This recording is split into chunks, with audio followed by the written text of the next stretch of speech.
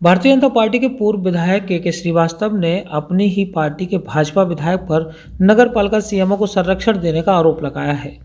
उनके द्वारा कहा गया है कि टीकमगढ़ विधायक के संरक्षण में नगर पालिका सीएमओ मनमानी कर रहे हैं और जनता परेशान हो रही है। आज दीपावली के दिन नगर में साफ सफाई की व्यवस्था न होने के कारण शहर में विभिन्न स्थानों पर कचरे के ढेर लगे हुए हैं, जिसको देखते हुए पूर्व विधायक के श्रीवास्तव द्वारा स्वयं ट्रैक्टर ले जाकर कुछ और कर्मचारियों के साथ झाड़ू लगाकर कचरे को ट्रैक्टर ट्रॉली में भरकर डंप हाउस तक ले जाया गया।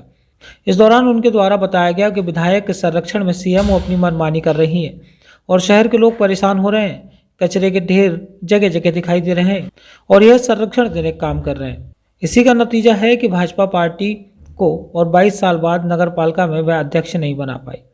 नगर पालिका में फैली अव्यवस्थाओं को लेकर पूर्व विधायक के श्रीवास्तव द्वारा तमाम आरोप लगाए गए हैं।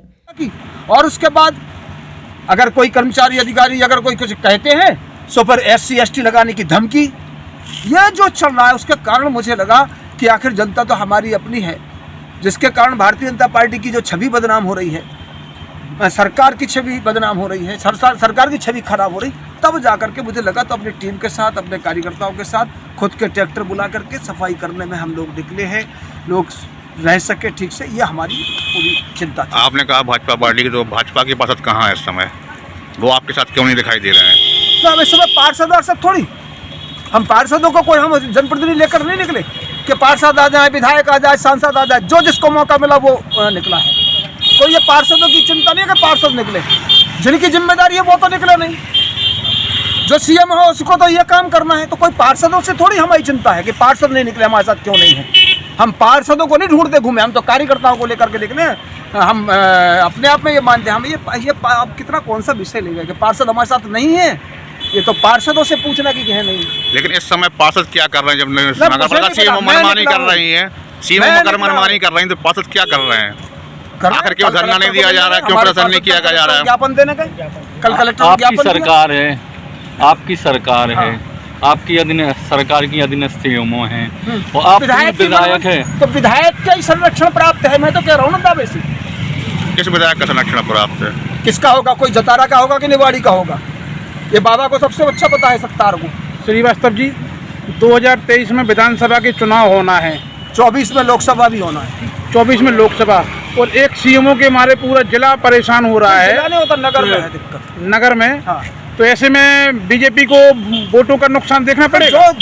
देखिए ऐसा है, वोट और राजनीति अपनी तरफ, शहर की जनता परेशान नहीं हो, इसलिए हम निकले। कहीं आपकी तैयारी थे, इसको दिक्कत तो नहीं है? हमें क्या तैयारी करने की जरूरत है? ये तो उससे पूछो जो तैयारी करके बैठे होंगे, हमें तैयारी की जरूरत नहीं होती। भारतीय जनता पार्टी के कार्यकर्ता हैं, गड़बड़ होगा वहाँ खड़े हो जाएंगे। वहीं टीकमगढ़ भाजपा विधायक राकेश गिरी ने आरोपों को निराधार बताया है। साथ ही उन्होंने कहा कि पूर्व विधायक व उनके परिजनों ने अपने कार्यकाल में अधिकारियों से मारपीट जैसी घटनाएं की। और रही बात संरक्षण की, तो उनके माध्यम से करोड़ों रुपए की लागत के विकास कार्य जो कि पेंडिंग पड़े थे, उन्हें सब नगर पालिका के कारण अगर नगर पालिका सीएमओ को संरक्षण प्राप्त होता है तो सारे काम सुचारू रूप से चालू होते।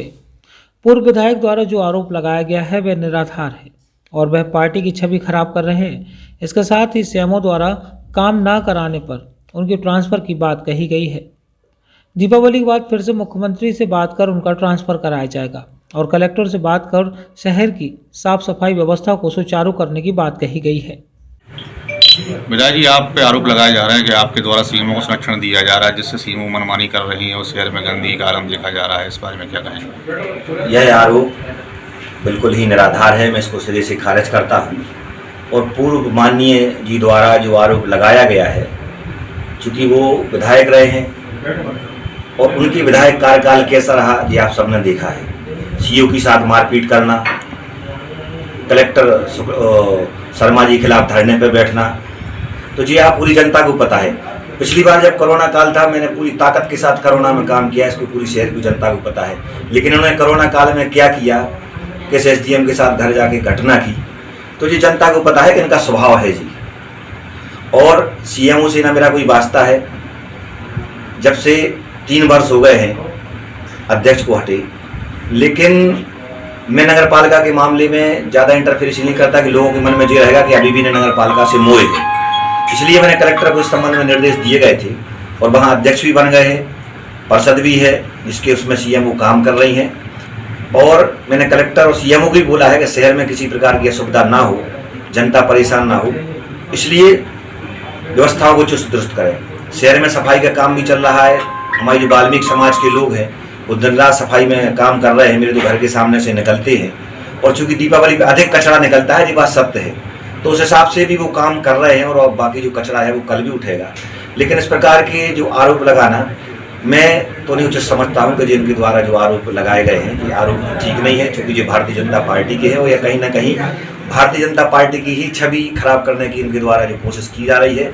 और उन्होंने जो कहा है चुनाव में, तो मैं तो ये कहता हूँ कि जिस जनता को पता है कि नगर पालिका चुनाव में भारतीय जनता पार्टी नेताओं ने क्या किया, हमें जनता को बताने की जरूरत नहीं है। और मैंने तो माननीय मुख्यमंत्री को पत्र भी सौंपा है कि सीएमओ को तत्काल यहाँ से स्थानांतरण कर दिया जाए और जैसे ही दीपावली होती है पुनः मुख्यमंत्री से मिलूंगा कि हमारे यहाँ अन्य किसी सीएमओ को भेज दिया जाए, जिससे हमारे यहाँ जो लोगों की मन में भ्रांति है वो दूर हो, शहर के विकास की गति चले। और मैंने जो 60 करोड़ के काम सैंक्शन कराए हैं उन 60 करोड़ के कामों को आज रोक के रखा गया है।